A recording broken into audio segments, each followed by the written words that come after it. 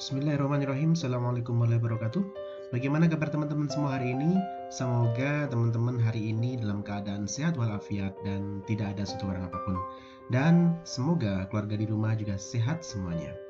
Baik, melanjutkan sesi sebelumnya terkait tentang Islamic Accounting, kita akan membahas tentang kelanjutan daripada materi sebelumnya yang mungkin sebelumnya sudah kita jelaskan terlebih dahulu, dan mungkin kita akan recall kembali materi sebelumnya pada saat kita diskusi. Baik, untuk materi selanjutnya kita akan membahas tentang lebih dalam lagi tentang akad-akad, yang pastinya akad-akad ini kita bisa contohkan ada dalam produk perbankan syariah. Namun untuk kali ini kita tidak fokus pada perbankan syariah, tapi kita fokus pada industri keuangan non-bank. Jadi nanti mungkin saya akan menjelaskan dari sudut pandang non perbankan atau mungkin keseharian kita bisa praktekkan. Dan kalaupun nanti ada yang menyinggung tentang perbankan, berarti nanti akan saya berikan informasi atau additional information terkait tentang akad yang seperti apa yang dalam perbankan dan mana yang bukan. Oke, baik, kita akan melanjutkan materi tentang fungsi daripada akad-akad ini. Jadi karena ini slide-nya berdasarkan dari akuntansi bank syariah, nanti akan saya pilah-pilah mana diskusi mana yang cenderung ke syariah, bank syariah, mana yang cenderung ke akuntansi syariah. Oke, baik, dari slide ini kita bisa lihat bahwa ada dua benang merah yang akan kita lihat di sini. Yang pertama adalah ada fungsi dan juga aplikasi. Oke, di sini ada fungsi. Dalam sebuah akad dalam syariah itu mengenal namanya ada beberapa fungsi, baik itu fungsi-fungsi investasi, kemudian ada fungsi investor, ada fungsi jasa, dan ada fungsi sosial. Apa perbedaan fungsi-fungsi ini? Ya, jadi fungsi-fungsi dalam akad secara umum, sekali lagi tidak spesifik dalam perbankan syariah ya, tetapi secara umum fungsi-fungsi secara umum itu ada nama fungsi investasi. Jadi nanti ada akad-akad di mana akad-akad lebih cenderung kepada investasi. Kemudian ada juga akad-akad di mana yang memang dia berfungsi sebagai investor. Ya, ada juga nanti ada sebagai fungsi jasa dan juga ada dari fungsi sosial, gitu kan. Untuk melihat daripada slide ini, ya, dari fungsi ini ada fungsi investasi. Contohnya adalah simpanan wadiah dan simpanan mudharabah. Nah, pada saat kita berbicara tentang investasi, maka nanti kita pasti berbicara tentang perbankan syariah. Jadi, untuk diskusi akuntansi syariah, kita tidak akan membahas tentang investasi. Ya, karena investasi pada umumnya lebih mengarah ke penghimpunan dana, di mana ada simpanan wadiah dan simpanan mudharabah. Oke, terus kemudian ada fungsi selanjutnya adalah fungsi investor. Jadi kalau investasi ini lebih cenderung kepada invest. Jadi investasi itu lebih kepada kata kerja, di mana kita melakukan sebuah investasi untuk melakukan penghimpunan dana. Dan di sini adalah investor sebagai pelaku. Jadi nanti kita akan membahas tentang investor ini, di mana nanti di dalamnya ada prinsip-prinsip jual beli, ada murabahah, ada bagi hasil, dan ada sewa. Kemudian ada juga fungsi jasa, di mana contoh produknya adalah ada wakalah, kafalah, syaraf, qard, hawalah, rohan, dan lain sebagainya. Oke. Terus kemudian ada fungsi yang keempat, yaitu fungsi sosial. Di sini ada zakat, infak, sedekah, wakaf, dan lain sebagainya. Jadi ada ziswaf. Gitu. Nah, di sini kita bisa lihat bahwasanya diskusi kita lebih cenderung kepada diskusi akuntansi syariah untuk industri keuangan bank. Jadi nanti kita akan membahas tentang investor, fungsi investor, jasa, dan sosial. Kemudian kalau kita kerucutkan lagi, lebih dalam lagi, maka kita akan membahas hanya cuma dua saja, yaitu ada investor dan jasa. Karena untuk fungsi sosial, kemarin kita bahas yaitu akad tabarruk, ya, di mana akad yang berfungsi sebagai salah satu bentuk transaksi di mana dia mengedepankan fungsi sosial dibandingkan dari fungsi komersial. Oke, jadi kalau boleh dibilang di antara keempat fungsi ini, ya, yang kita diskusikan secara konsisten dalam akuntansi syariah selama 4-5 bulan ke depan itu mengarah ke investor dan jasa. Jadi nanti kita akan membahas bagaimana akad murabahah, kita akan membahas bagaimana akad salam, bagaimana akad istisna, bagaimana akad mudharabah, bagaimana akad musyarakah, dan bagaimana akad ijarah, dan bagaimana ijarah mutahiyah bitamlik. Kemudian ada beberapa fungsi jasa dan sebagainya. Oke, baik teman-teman, itu yang kita bahas. Setelah itu, setelah kita membahas akad-akadnya nanti, ke depannya kita akan membahas secara spesifik tentang akuntansinya. Karena kita sudah membahas tentang apa itu akad murabahah, maka nanti kita akan bahas bagaimana akuntansi murabahah. Pada saat kita nanti membahas mudharabah saat ini atau musyarakah, nanti juga nantinya akan kita bahas akad-akad, yaitu akuntansi untuk akad mudharabah dan akuntansi untuk akad musyarakah. Oke. Jadi sekali lagi, materi kita akan lebih cenderung kepada dua fungsi ini, investor dan jasa. Kalaupun nanti ada sosial, mungkin nanti kita akan perlu waktu lagi, dan insya Allah nanti tetap saya singgung, cuma beberapa hal saja. Baik, kita akan bahas beberapa akad. Jadi nanti kalau untuk penghimpunan dana tidak kita bahas, karena pada prinsipnya ini lebih kepada fungsi bank syariah. Oke. Untuk simpanan wadiah kita akan lewati, ya. Kemudian skemanya juga kita lewati. Kemudian ada skema yang lain kita juga akan lewati, ya. Sekarang kita masuk ke simpanan mudharabah, sama. Ini masih masuk dalam transaksi perbankan syariah, jadi kita lewati. Ini pun sama, skema giro mudharabah. Kemudian ini ada skema lain, simpanan mudharabah juga sama. Ini juga skema deposito mudharabah mutlaqah. Ini juga simpanan deposito mudharabah muqayyadah. Nah, sekarang kita masuk ke akad yang pertama sebagai untuk investor, yaitu akad penyaluran dana, di mana di sini ada prinsip jual beli, ada bagi hasil dan sewa. Dan untuk diskusi pertama ini kita akan membahas tentang akad murabahah. Apa sih akad murabahah? Oke, akan kita bahas ya. Jadi akad murabahah ini ada beberapa faktor atau beberapa syarat yang harus dipenuhi. Yang pertama, harus jelas pelaku dan pembelinya. Ya, penjual dan pembeli harus jelas. Kemudian objeknya juga harus jelas. Barangnya juga harus jelas, harganya juga harus jelas. Kemudian ada akad, ada ijab qabul, berarti ada serah terima atau penyertaan serah terima. Oke, kita akan lihat dari penjelasan ini, ya. Penjelasan ini, baik. Sekali lagi, slide ini digunakan untuk memahami tentang akuntansi bank syariah.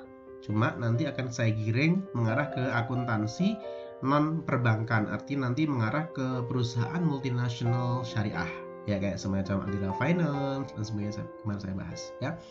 Baik, ini ada akad jual beli di mana bank bertindak selaku penjual dan nasabah selaku pembeli. Harga beli diketahui bersama dan tingkat keuntungan untuk bank disepakati di muka. Bank dapat meminta uang muka dari nasabah. Dalam fikih klasik menyampaikan bahwa murabahah dilakukan secara tunai. Dalam praktik perbankan, nasabah dapat membayar secara cicilan. Karena tidak membayar secara tunai, nasabah dapat diminta untuk memberikan jaminan. Oke, intinya seperti ini. Jadi akad murabahah itu adalah akad jual beli secara umum. Jadi pada saat Anda dengan teman Anda melakukan sebuah transaksi jual beli, itu dapat dikatakan sebagai akad murabahah. Syaratnya apa akad murabahah? Secara umum, kemarin saya bilang bahwasanya harus jelas pelakunya, harus jelas penjual dan pembelinya, harus jelas barang dan harganya, dan harus jelas akadnya. Harus jelas akadnya. Sekaligus akad tersebut juga harus ada serah terima barang dan ada unsur antarodin, saling ridho. Harga jual yang diberikan oleh penjual adalah harga pokok ditambah dengan keuntungan atau margin. Nah, margin tersebut diperoleh dari mana? Dari hasil kesepakatan di antara kedua belah pihak, di mana antara penjual dan pembeli itu harus sama-sama sepakat dengan kelebihan yang telah disepakati. Contoh, kalau kemarin saya membahas tentang bagaimana kalau misalkan saya menjual HP. Nah, HP seharga 2.500.000. Kemudian ada yang menawar 2.200.000, ada lagi yang menawar 2.150.000. Maka saya akan ambil yang mana? Kesepakatan di antara kedua belah pihak. Jangan sampai pada saat serah terima barang, kemudian barang diterima, uang juga diterima, dan ternyata ada di antara kita yang tidak suka dalam hati kita dan tidak ridho dalam transaksi itu, dan itu berbahaya sekali.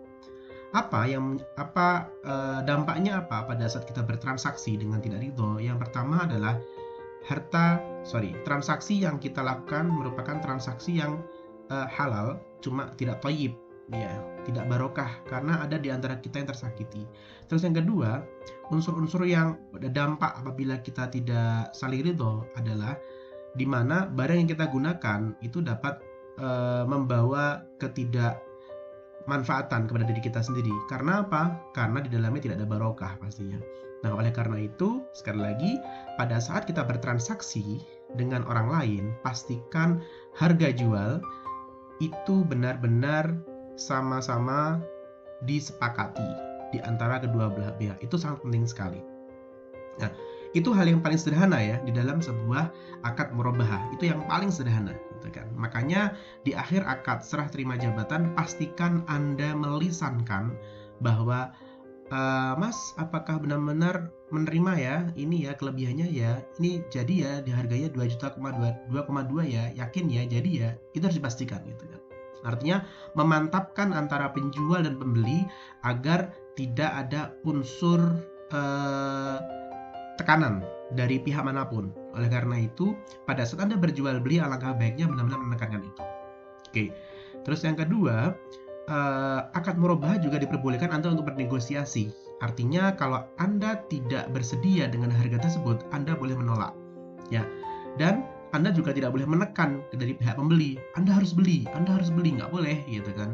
Karena memang akad jual beli sekali lagi harus ada unsur antaradin di antara kedua pihak, saling ridho di antara kedua belah pihak. Oke, itu yang terjadi dalam akad murabahah. Oke, kita akan lihat skemanya. Sekali lagi, karena skema ini masih menggunakan perbankan syariah, jadi mungkin teman-teman harus menghilangkan dari unsur bank ini. Jadi nanti hanya cuma ada dua belah pihak, antara penjual dan pembeli, ya, antara penjual dan pembeli. Karena apa? Pada prinsipnya akad murabahah ini sangat sederhana sekali. Intinya adalah dari segi perpindahan tangan, dari mulai perpindahan barang dari penjual dan pembeli itu sangat sederhana sekali. Yang paling penting adalah barang tersebut jelas dari mana dia berasal, harganya juga jelas, terus kemudian terjadi akad yang sesuai dengan transaksinya. Jangan sampai kita menggunakan akad yang salah, gitu. Itu yang paling sederhana sekali, teman-teman. Jadi mungkin bagi teman-teman mungkin merasakan, gampang Pak itu Pak. Yang penting kan jelas orangnya, ya kan, jelas pembelinya, jelas barang ini barangnya jelas Pak. Jadi definisi jelas itu bukan kelihatan mata saja ya, bukan hanya saja kelihatan mata, tapi juga berasal dari mana. Jangan sampai Anda mendapatkan barang atau membeli barang, tapi barangnya ternyata itu adalah bukan barang yang halal. Bisa jadi itu barang colongan, bisa jadi itu hanya cuma barang yang imitasi yang berbahaya, kan?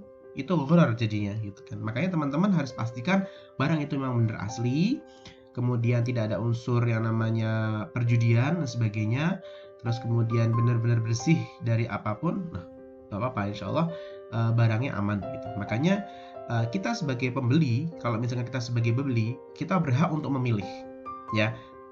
Kita berhak untuk memilih, mau memilih untuk tidak membeli juga nggak apa-apa, berhak untuk memilih untuk membeli juga nggak apa-apa, gitu kan. Dan bagi penjual tidak boleh memaksa pembeli untuk membeli barang itu, gitu kan. Jadi berikan opsi, berikan pilihan kepada para pembeli untuk menentukan pilihannya. Jangan sampai kita memaksakan kehendak daripada diri kita sendiri untuk menjual barang ini. Ya harus dibeli, itu nggak boleh, gitu. Oleh karena itu pihak penjual itu harus memberikan transparansi informasi, baik itu dari segi barangnya seperti apa, kemudian harganya bagaimana, itu silakan, gitu. Jadi sekali lagi itu akad yang bersifat akad murabahah. Oke, biasanya akad-akad murabahah ini bisa dilakukan oleh perusahaan-perusahaan multi-finance, ya. Jadi perusahaan multi-finance itu lebih mengarah ke akadnya adalah akad murabahah juga ada, gitu kan. Nah, kalau dilihat dari skema ini, kalau kita dari skema ini adalah bisa jadi ini skema perbankan ya. Kalau kita lihat ada bank, ada tulisan bank di sini. Nah, ini kita rubah menjadi akadnya adalah akad multi finance. Jadi industri keuangan bank tapi non bank. Jadi skema akad merubahnya adalah di sini ada nasabah, kemudian ada pihak industri keuangan non bank, kemudian ada pemasok gitu. Karena gini teman-teman semuanya, perlu saya sampaikan bahwasanya pada saat kita bertransaksi dengan pihak lain ya. Contoh misalkan saya di sini sebagai nasabah. Terus kemudian ada perusahaan multi finance namanya Adira Finance yang kalian tahu, biar sebagai contoh Adira Finance misalkan. Nah, di sini Adira Finance Syariah ya. Kemudian di sini ada juga pemasok. Apa artinya? Bahwa dari pihak Adira Finance itu memberikan sejumlah uang kepada saya sebagai nasabah untuk membeli barang yang saya inginkan gitu. Nah, di sini kita akan lihat bahwasanya yang pertama nomor satu, ini ada negosiasi antara saya dan pihak nasabah. Dari nasabah saya dari pihak perusahaan multi finance. Ya, ini Adira ini Adira, kita anggap sebagai Adira. Ya, bukan bank ya. Terus kemudian kita negosiasi. Oke, sepakat dengan harga sekian, dengan pokok sekian, dengan jangka waktu sekian gitu kan. Jadi saya datang ke bank untuk membeli, misalkan untuk membeli mobil gitu kan. Maka terjadilah akad jual beli antara saya dan pihak dari industri keuangan bank atau Adira Finance di sini posisinya namanya. Nah, kok bisa akad jual beli? Iya, karena saya pinjam uang untuk membeli sesuatu. Gitu. Terus kemudian yang ketiga di sini dari pihak Adira Finance Islamic Syariah ya, Islamic Adira Finance, dia membeli barang secara tunai kepada dealer, di sini pemasok. Ya, di sini dealer atau pemasok, dia ngasih barang kepada siapa? Kepada Adira. Oke. Terus kemudian ngasih tahu bahwasanya ini barangnya, gitu kan. Terus di sini yang keempat adalah dari pihak bank, Adira Finance, ini juga bisa mewakilkan langsung kepada kita untuk membeli ke pemasok. Jadi di sini paham nggak teman-teman? Saya akan coba ulangi lagi ya, biar sederhana ya. Jadi yang pertama, ada negosiasi antara Adira Finance dengan saya sebagai nasabah. Oke, kemudian kita sepakati ada harga pokok dan juga ada harga pokok dan juga ada harga margin, ya, keuntungan yang disepakati. Jangka waktunya jelas, gitu kan. Oke, dari pihak Adira Finance itu tidak mungkin ngasih saya bentuk mobil, tetapi dia ngasihnya bentuk uang. Ya nggak sih? Bentuknya uang, gitu. Bentuknya uang. Saya sampaikan bahwasanya saya di sini pengen beli mobil, tapi saya nggak punya uang. Saya mau belinya kredit dari pihak Adira Finance. Bisa nggak? Oh bisa, gitu kan. Bisa, gitu kan. Setelah bisa, maka dari pihak Adira Finance itu akan menghubungi pemasok, gitu kan. Pemasok di sini adalah dealer mobil dan dia akan ngasih dokumen, terus kemudian dia akan kirim barang ke saya, gitu kan. Atau bisa jadi dari pihak Adira Finance tidak ada hubungannya dengan pemasok, tetapi saya langsung datang dari nasabah, dari saya menerima uang, saya langsung pergi ke dealer. Itu juga bisa terjadi. Nah, karena gini teman-teman, kita nggak tahu ya, pada saat kita ngasih uang ke nasabah, misalkan saya tadi menerima uang dari Adira, bisa nggak kalau misalkan uang tersebut ternyata tidak saya pakai untuk langsung beli mobil. Kira-kira bisa nggak terjadi? Misalkan saya bohong kepada pihak Adira Finance, ternyata uang yang mereka cairkan ternyata tidak saya belikan mobil. Kira-kira bisa nggak terjadi? Bisa terjadi, gitu kan. Makanya yang paling aman adalah bank atau pihak Adira Finance itu tidak memberikan sejumlah uang harusnya, gitu kan. Tetapi mereka ngasihnya barang. Itu penting sekali. Dan selama ini kalau kita lihat transaksi yang sudah ada terjadi di Indonesia maupun di beberapa negara lain, itu rata-rata memang memberikannya uang. Alasan kenapa? dari pihak Adira Finance atau perusahaan multinasional, perusahaan multi finance itu dia memberikan uang saja, alasannya adalah untuk lebih menyederhanakan transaksinya biar tidak terlalu ribet gitu kan. Kalau kita ngasih mobil, ngasih barang, itu nanti dari pihak perusahaan harus membeli dulu, ya nggak sih? Harus membeli dulu, dan kemudian baru nanti dikasihkan kepada nasabah. Nah, biasanya seperti itu karena untuk menyederhanakan saja transaksinya gitu. Udahlah, nasabah biar dikasih uang aja, nanti dia beli sendiri gitu kan. Tetapi pada prinsipnya itu memberikan dampak yang kurang bagus sebenarnya kepada nasabah. Bisa jadi dia bohong, bisa jadi dia tidak gitu kan. Kita nggak tahu gitu kan. Terus kemudian pihak Adira juga akan meminta jaminan bagi nasabah tersebut untuk sebagai rasa tanggung jawab. Jadi nanti ada jaminannya teman-teman. Jadi pada saat kita melakukan transaksi jual beli akad murabahah itu nanti mesti ada barang yang harus kita berikan seperti kayak semacam jaminan sertifikat tanah atau mungkin sertifikat lain, mobil yang lain mungkin yang kita punya, atau sertifikat apapun yang bisa dijaminkan yang bernilai dan nilainya itu melebihi dari harga transaksi pada saat kita dengan Adira Finance tersebut. Jadi di sini sebenarnya ada dua opsi teman-teman. Opsi yang pertama, dari pihak perusahaan bisa ngasih barang atau dari perusahaan bisa ngasih uang. Oke, sekarang nanti kita akan diskusikan teman-teman, kira-kira menurut kalian lebih suka yang mana? Lebih suka transaksinya diberi uang atau diberi barang kira-kira? Gitu. Enak mana menurut kalian? Atau menurut kalian lebih aman mana antara dikasih uang sama dikasih barang? Oke, nanti kita sebagai bahan diskusi. Itu akad murabahah. Jadi teman-teman semuanya, ini adalah akad murabahah bisa terjadi pada perbankan syariah maupun terjadi pada perusahaan multi finance syariah lainnya gitu, karena memang akadnya sama. Dan teman-teman juga nantinya akan memahami bagaimana caranya kita membuat pencatatan untuk akad murabahah seperti ini dari sudut pandang nasabah maupun dari sudut pandang dari pihak perusahaan multi finance. Nah, ini penting sekali kan kita bahas itu. Oke, itu ya penjelasan daripada akad murabahah. Bagi teman-teman yang belum paham, nanti bisa ditanyakan pada saat kita live Instagram atau pada saat kita meeting di Microsoft Teams. Selanjutnya, ini ada akad salam. Oke, ada akad salam. Akad salam ini kategorinya sama seperti akad jual beli juga.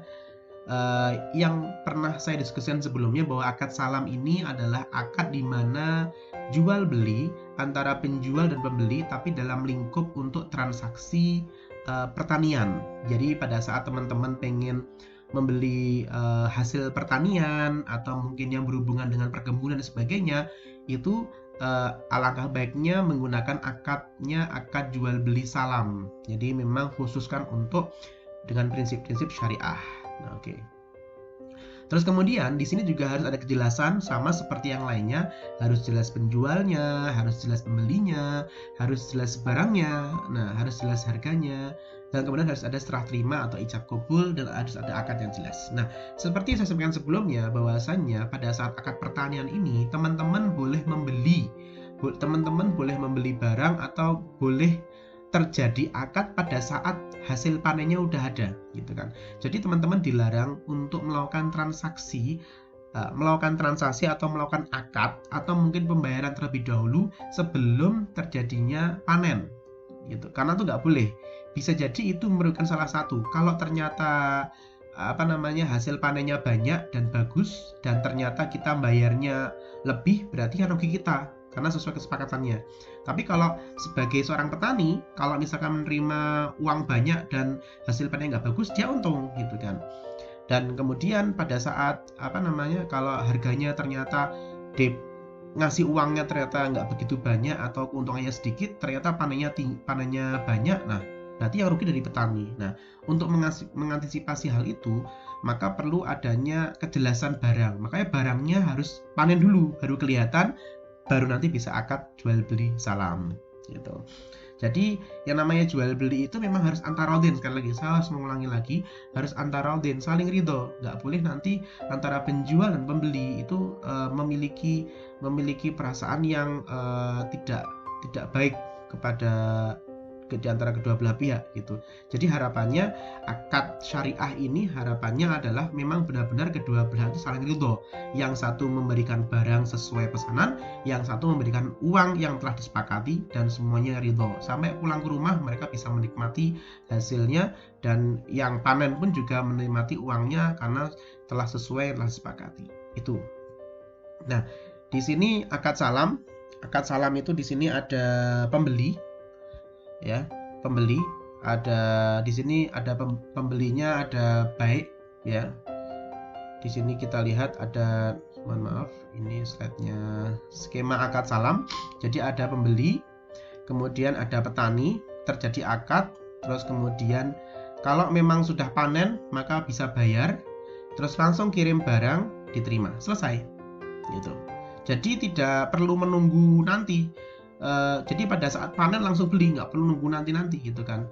Jadi kalau teman-teman malah nunggu malah bahaya gitu kan. Belum tentu panennya banyak, belum tentu panennya juga sedikit. Kita nggak tahu harganya bagaimana. Makanya pada saat panen, pada saat benar-benar udah panen, udah dilihat mata, kemudian berapa ton hasilnya, langsung akad salam, dibayar, dikirim, diterima, selesai gitu. Nah, ada juga namanya disebut sebagai akad akad salam paralel. Nah, ini lebih kompleks. Kalau tadi kan cuma kedua belah pihak, ya kan? Cuma ada, mohon maaf, tadi ada akad, ada cuma penjual dan pembeli, petani dan pembeli. Nah, sekarang kita masuk ke yang akad salam paralel. Berarti nanti ada pihak ketiga.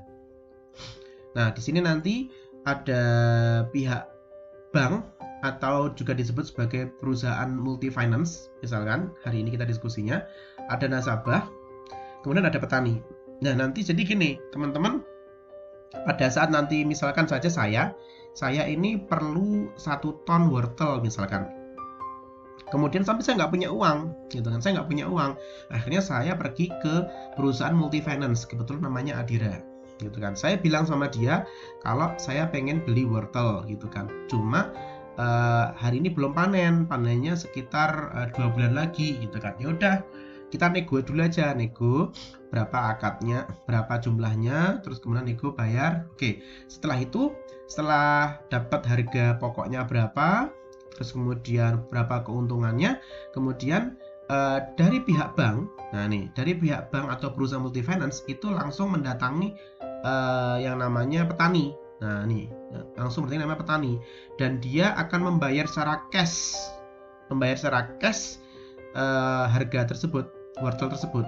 Nah, kemudian dari pihak petani saat panen itu langsung memberikan kepada perusahaan multi-finance, dan perusahaan multi-finance itu akan memberikannya langsung kepada nasabah.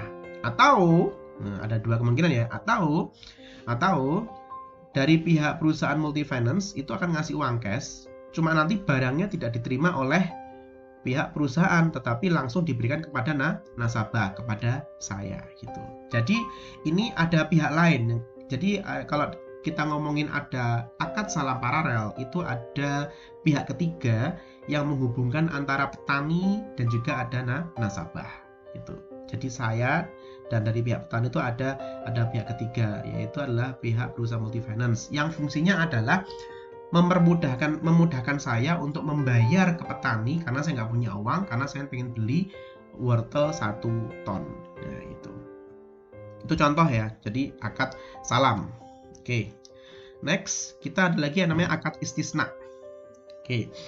Akad istisna ini sama seperti yang saya penjelasan sebelumnya. Jadi akad istisna ini adalah akad pesanan gitu. Jadi pada saat saya perlu pesan, misalkan kemarin kita bahas tentang sekolahan, terus kemudian perlu ada meja sama kursi, maka akad istisna ini menjadi cocok untuk digunakan dalam transaksi seperti ini, di mana akad istisna ini digunakan untuk membiayai yang bersifat customize, yaitu ada proses. Kalau dalam akuntansi berarti nanti perusahaan manufaktur biasanya gitu. Jadi ada barang mentah, kemudian ada barang setengah jadi, kemudian ada barang jadi, selesai. Nah gitu. Nah itu contoh. Jadi contoh ada perusahaan manufaktur. Nah Biasanya kalau perusahaan manufaktur seperti ini itu cocoknya dengan menggunakan akad istisna. Sama, ya harus ada penjual juga yang jelas, harus ada pembeli yang jelas, harus ada barangnya juga. Jangan sampai pada saat ada orang pesan ternyata barangnya nggak ada. Bisa, berapa lama lagi? Setahun lagi. Jangan gitu kan. Jangan sampai Anda menjual apabila Anda tidak memiliki bahan baku gitu. Sampaikan saja, Pak, kita bisa memiliki pesan itu, cuma mungkin menunggu sekitar 2-3 bulan. Bagaimana Pak? Karena dijelaskan saja, karena ini barangnya masih, karena bahan bakunya masih belum sampai sini, jadi kita perlu proses. Apakah Bapak bersedia menunggu? Nah, itu harus ada konfirmasi gitu kan. Jangan sampai kita mengecewakan konsumen gitu. Kemudian ada harga yang jelas gitu kan, karena memang untuk perusahaan manufaktur itu kan menarik resiko ya, apalagi kalau pas ternyata ada pesanan kayaknya bahan bakunya sampai tapi ternyata nggak nyampe dan ternyata mahal harganya. Nah, itu harus diperjelas gitu, harus teman-teman harus bisa menghitung resiko-resiko yang terjadi apabila terjadi seperti itu. Kemudian ada serah terima dan ada pernyataan serah terima. Nah, ini adalah akad istisna. Ya, akad istisna memang dia seperti perusahaan manufaktur, ada sebuah proses produksi. Sama seperti yang lain sebenarnya akad istisna itu bisa terjadi dua orang ya, cukup, nggak perlu pihak ketiga sebenarnya. Sama seperti akad salam tadi dan juga akad murabahah, bisa jadi hanya cuma berlaku 2 orang saja gitu kan. Bisa jadi itu ada nasabah atau konsumen kepada pihak pengusaha atau kepada orang yang menjual barang gitu kan dengan pesanan. Itu bisa terjadi. Atau kalau istisna paralel itu juga bisa terjadi dalam akad istisna, itu nanti berarti melibatkan pihak lain. Artinya kalau misalkan saya nggak punya uang, kemudian saya pinjam dari pihak perusahaan multifinance, saya dapat uang, kemudian uangnya nanti akan saya gunakan untuk memesan barang, itu juga bisa gitu. Nah, jadi nanti kita ada diskusi terkait bagaimana perusahaan istisna itu. Oke. Kemudian ada lagi, itu sudah selesai ya. Jadi tadi saya jelaskan bahwasanya akad jual beli itu ada akad murabahah, ada akad salam, dan juga ada akad istisna gitu. Dan ketiga-tiganya itu merupakan akad jual beli, cuma konteksnya berbeda. Kalau murabahah memang dia pure jual beli, kalau akad salam dia adalah jual beli untuk bahan pertanian, dan untuk istisna adalah jual beli dalam kategori pemesanan, di mana ini untuk perusahaan yang ada prosesnya, itu manufaktur. Oke, sekarang yang kedua kita akan membahas tentang akad mudharabah. Oke, apa itu akad mudharabah? Jadi akad mudharabah itu adalah di mana ada dua pihak, salah satu memberikan modal sahibul mal, sedangkan yang lainnya memberikan keahlian atau sebagai mudharib. Modal 100% dari sahibul mal. Nisbah keuntungan disepakati di muka oleh kedua belah pihak, termasuk penentuan revenue atau profit sharing. Jika untung, maka dibagi sesuai nisbah yang disepakati. Jika rugi, seluruhnya ditanggung oleh sahibul mal. Jika kerugian bukan karena kelalaian mudharib, modal dapat dikembalikan kepada sahibul mal secara berangsur-angsur. Oke, jadi akad mudharabah itu merupakan akad jual beli akad kerjasama, jadi partnership, ya, musyarik. Jadi kita akad kerjasama antara pihak pertama dan pihak kedua. Nah, pihak pertama ini biasanya lebih cenderung kepada yang memberikan modal 100%. Itu disebut sebagai sahibul mal. Dan kemudian pihak kedua cenderung disebut sebagai mudharib. Dia nggak punya uang, tetapi dia hanya cuma punya tenaga atau keahlian. Jadi benar-benar dia sama sekali nggak punya modal gitu. Jadi memang modalnya dari pihak pertama. Nah, di sini harus jelas teman-teman antara pemodal dan pengelola. Jangan sampai pemodal ini ngasih uangnya setengah-setengah atau tidak full gitu kan. Itu kesepakatan. Walaupun ada beberapa kasus pemodal itu hanya memberikan uang 70% dulu. Sisanya nanti kalau ternyata tahap kedua misalkan, itu diperbolehkan selama ada komitmen gitu. Tetapi kalau awalnya tidak ada komitmen, katanya ngasih modal 100% tetapi kok nggak turun-turun, nah itu perlu dipertanyakan gitu. Makanya Anda sebagai pengelola uang atau sebagai pembisnis yang saat ini belum punya modal dan ada pemodal yang ngasih modal, nah maka pastikan pemodal itu memang benar-benar dia ngasih modal. Dan bagaimana kriterianya, apakah dia memberikan modal 100% atau dengan tahap, ada tahap pertama dan tahap kedua, itu normal gitu. Tapi kalau dia ternyata terjadi one prestasi atau melanggar aturan perjanjian, harusnya ngasih 100% kok ngasihnya cuma 50%, nah ini perlu dipertanyakan.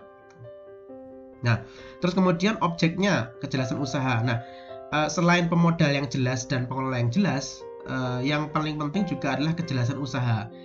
Pemodal juga punya hak untuk memilih pengelola.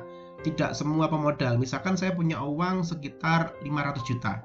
Dari sekian banyak mahasiswa, kira-kira saya mau milih siapa? Itu terserah saya, gitu kan. Dan saya akan memilih, dan pilihan yang akan saya pilih adalah yang jelas usahanya. Jelas prospeknya, dan jelas bagaimana dia mengelola bisnis itu, gitu kan. Jangan sampai dia tidak bisa mengelola bisnis itu, gitu kan. Sebagai pemodal tuh berhak untuk menentukan siapa saja yang akan dia danai, gitu kan. Baik itu secara personal atau dari sebuah institusi. Contoh kalau secara personal ya saya misalkan ngasih kepada Mas siapa di sini, misal Mas Evan atau Mas siapa gitu kan, saya kasih uang, Mbak Evan ya, itu saya kasih misalkan. Itu contoh misalkan. Saya ngasih uang sekian gitu untuk memberikan modal gitu. Itu terserah saya gitu kan. Tapi sekali lagi saya harus jelas, usahanya harus bagus gitu kan.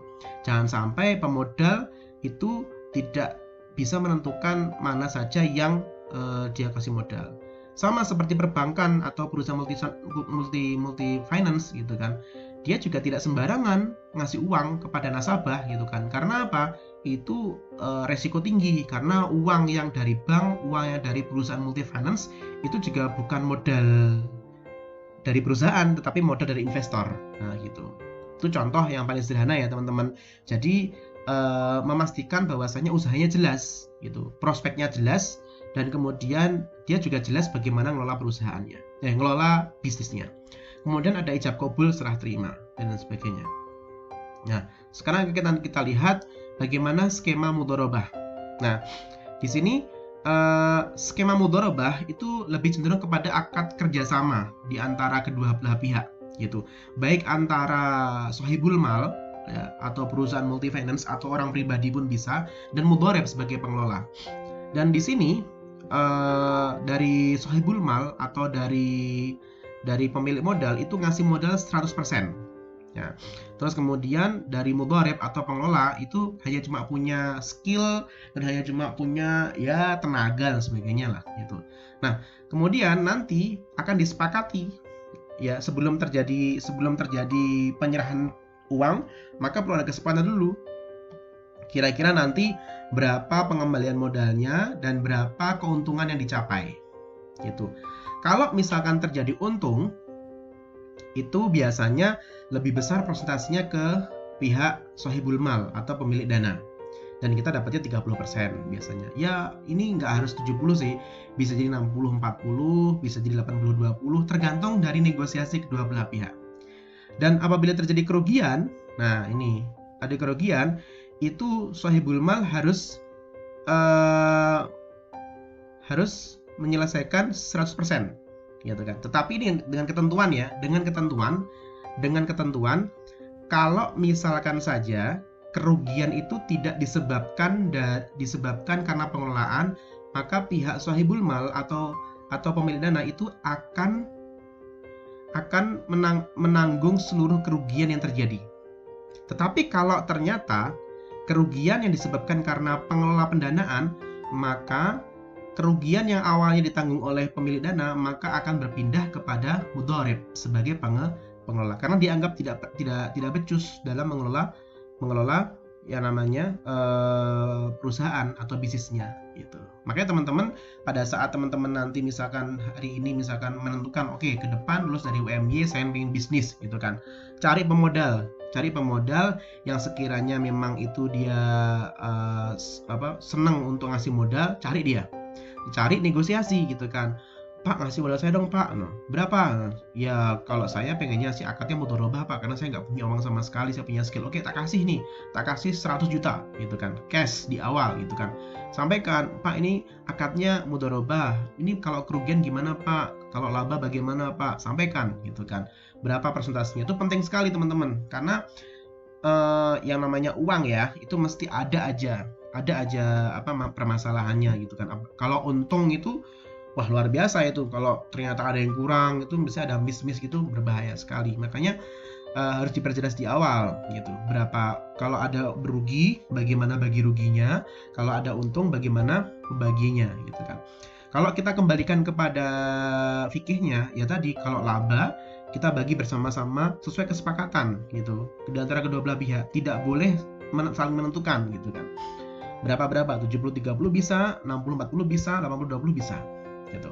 Dan kalau terjadi kerugian diperjelas gitu kan. Kalau kerugiannya karena memang kerugian normal, wajar, dalam batas wajar, maka pihak pemilik modal itu akan menanggung seluruh kerugian, dan itu harus disampaikan di pertama kali kita akad gitu. Jadi sebelum uang diberikan kita harus kesepakatan dulu nih gitu kan. Tetapi kalau kerugian itu disebabkan karena pengelolaan yang salah, manajemen yang salah, ya maka dari pihak pengelola yang harus menanggung kerugian itu 100% gitu. Itulah akad mudharabah. Gimana? Menurut kalian itu kira-kira adil nggak? Atau menurut kalian ada pendapat lain? Nanti kita diskusikan di selanjutnya. Kemudian yang selanjutnya adalah akad musyarakah. Oke, akad musyarakah ini sama pada prinsipnya, yaitu akad kerjasama. Cuma ada perbedaan di sini teman-teman. Ya, intinya sama. Jadi jelas pemodalnya, jelas pengelolanya, kemudian ada serah terima dan kejelasan usaha. Namun ada yang beda di sini teman-teman. Bedanya di mana bedanya? Oke, bedanya adalah pemilik modal itu ngasih uang untuk kerjasama, dan mitranya atau pengelolanya ini juga punya uang. Jadi sebenarnya pihak pertama dan pihak kedua ini sama-sama punya modal teman-teman. Punya modal gitu kan. Jadi mereka berdua ini sama-sama punya modal. Pihak pertama maupun pihak kedua itu sama-sama punya modal. Kalau yang mudharabah tadi kan pihak pertama punya modal, pihak kedua nggak punya modal sama sekali. Definisi modal ini adalah modalnya modal uang ya. Ya, jadi sama sekali nggak punya modal kalau mudharabah. Tapi kalau yang musyarakah ini dua-duanya punya modal. Pihak pertama punya modal, pihak kedua punya modal. Nah, tetapi di sini ada nanti perbedaan. Bisa jadi modal yang diberikan pun beda-beda. Ada yang 70%, 30, ada yang 60, 40, jadi beda-beda. Ya, modal yang diberikan beda-beda gitu. Nah, terus kemudian kedua-duanya ini juga memiliki skill. Jadi sebenarnya ini istilahnya apa ya? Musyarakah itu sama kayak merger gitu loh, tahu nggak sih? Merger, bukan merger ya, kayak mungkin merger kali ya. Atau kalau akuisisi itu lebih kepada ini ya, kepemilikan. Jadi dipindah terus kemudian jadi pemilik salah satu di antara kedua itu. Tapi kalau merger itu penggabungan gitu. Jadi ini tuh akad kerjasama di antara dua perusahaan atau dua orang yang sama-sama punya modal. Sama-sama punya modal dan sama-sama punya skill gitu kan. Nah, cuma di sini ada persentasenya teman-teman. Jadi sama-sama punya modal. Contoh lah misalkan di sini adalah pemilik pihak pertama, sahibul mal, pemilik pertama ini ngasih modal 70%. Dan yang kedua ini hanya cuma ngasih modal 30%. Sisanya tenaga. Itu juga ada gitu. Sisanya tenaga. Jadi dia punya modal 30% dan punya tenaga. Dan di sini ya, mereka sama-sama membangun sebuah usaha baru. Nah, ini akadnya musyarakah namanya. Nah, kita harus perjelas nih, kalau rugi bagaimana, kalau untung bagaimana, gitu kan. Jadi ini penting banget teman-teman. Kalau misalkan kita bahas ini harus detail gitu kan, karena akad musyarakah itu lebih kompleks pada prinsipnya dibandingkan akad mudharabah gitu.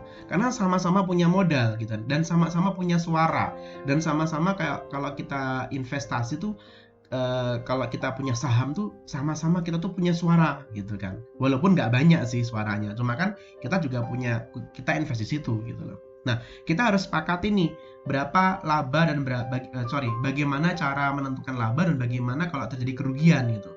Kalau laba jelas kesepakatan. Nanti modal yang terbanyak itu adalah resiko. Jadi ada high risk high return gitu kan. Jadi paling tinggi dia invest ya termasuk dia paling tinggi untuk mendapatkan keuntungan karena dia termasuk yang paling banyak gitu kan dalam investasi. Dan kalau yang sedikit ya berarti ya wajar karena dia invest juga sedikit gitu. Nah, bagaimana kalau kerugian gitu kan? Kerugian pun sama gitu kan. Kerugian pun sama. Nanti kan kita lihat sejauh mana kerugian itu juga berdasarkan dari investasi yang dia berikan. Semakin besar dia investasi, maka risiko rugi juga semakin tinggi, ya gitu kan. Dan juga kalau misalkan dia investasinya juga kecil, berarti ruginya juga kecil, gitu kan. Tapi sama-sama investasi. Nah, di sini ini juga nanti juga ada menerima pengembalian modal dari mitra dan mengembalikan modal bank. Nah, nanti pada saat perusahaan terjadi pengembalian kayak semacam ada hasil keuntungan, maka dikembalikan sesuai dengan porsinya masing-masing, gitu kan. Sejauh mana? Apakah porsinya itu 60-40 atau porsinya berapa? Nah, itu harus jelas di awal. Bagaimana cara pengembaliannya, gitu. Jadi pada saat kan ada untung yang dibagi, ada modal dibagi juga kan. Modalnya gimana? Udah modalnya apakah sudah kembali atau belum gitu kan. Kan harus ada dihitung gitu laba dan modalnya gitu. Nah, makanya akad musyarakah ini merupakan akad yang memang dua-duanya miliki modal. Makanya harus dihitung bagaimana kalau untung, bagaimana ruginya dan bagaimana cara pengembalian modalnya. Nah, kurang lebih seperti itu untuk akad musyarakah. Selanjutnya adalah akad ijarah. Oke. Akad ijarah ini adalah akad di mana akad sewa. Jadi misalkan ada dua orang ya, itu melakukan satu atau dua orang saling melakukan transaksi yaitu sewa menyewa. Nah, itu kategorinya adalah akad ijarah.